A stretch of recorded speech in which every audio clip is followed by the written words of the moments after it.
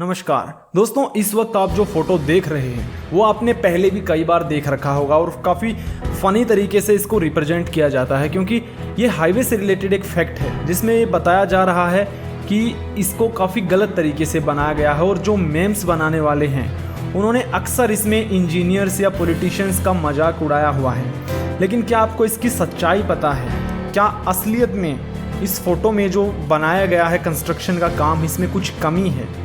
दोस्तों मैं आपको इसी के बारे में बताने वाला हूँ। दरअसल ग्रेडियंट का हाईवे इंजीनियर्स के हिसाब से ये मतलब होता है कि रोड के उतार चढ़ाव का ध्यान रखना। मान लीजिए अगर किसी पहाड़ की तरफ रोड की डायरेक्शन है तो ऐसा तो आपने नहीं देखा होगा कि एकदम रोड को ज़्यादा हाइट दे दी गई है। उसे कॉन्स्टेंटली यानी कि एक समान तरीके से ऊपर की तरफ बढ़ाया जाता है, इसे ग्रेडियंट बोलते हैं। दोस्तों इस हाईवे में भी कुछ ऐसा ही हुआ है। आप ध्यान से देखिए, आगे चलकर एक रेलवे ट्रैक है जिस कारण रोड की आरओबी बनाया गया है यानी कि रोड ओवर ब्रिज, और घुमाव देने का यही कारण है कि लेंथ का कम होना। लेंथ को बढ़ाने के लिए इसे घुमाकर हाईवे डिज़ाइन किया गया है।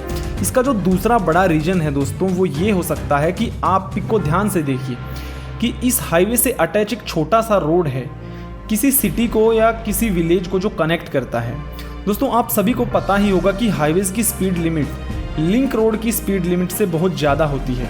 ऐसे में अगर कोई व्हीकल सिटी की तरफ से आ रहा है और वो किसी हाईवे पर किसी व्हीकल से टकरा जाए तो दोस्तों तेज़ स्पीड के चलते एक्सीडेंट हो सकता है। और दोस्तों हाईवे पे चल रहे तेज़ स्पीड व्हीकल्स की स्पीड को कम करने में भी काफ़ी मददगार साबित होता है ये घुमाव, और जिसकी वजह से एक्सीडेंट्स कम होते हैं।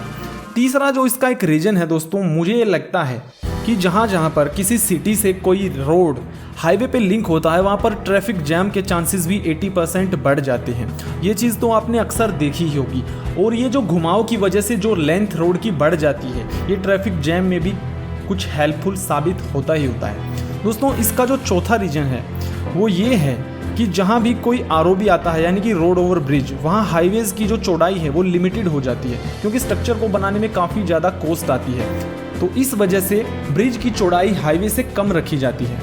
और क्योंकि दोस्तों हाईवेज पे कोई ब्रेकर भी नहीं होते, इस वजह से जब कोई किसी लंबे डिस्टेंस को तय करते हुए पीछे से आ रहा है तो उसको स्पीड कम करने के लिए भी एक रीज़न मिल जाता है कि यहाँ पर लेंथ कम है, कुछ व्हीकल्स वहाँ पर होंगे तो वो स्पीड को कम करेगा, जिससे भी एक्सीडेंट्स कम होने के चांसेस हो जाते हैं। तो दोस्तों कुल मिलाकर बात ये है कि मेम्स बनाने वालों को शायद इसकी टेक्निकल टर्म्स के बारे में नहीं पता था, क्योंकि इतना बड़ा डिज़ाइन जब भी कोई स्ट्रक्चर बनाया जाता है तो उसमें मिस्टेक्स का होना बहुत बड़ी बात हो जाती है। मुझे उम्मीद है आपको इस वीडियो से कुछ ना कुछ नॉलेज जरूर मिली होगी, तो लाइक ज़रूर करिए और ऐसी वीडियोज़ के लिए हमारे चैनल को सब्सक्राइब करिए।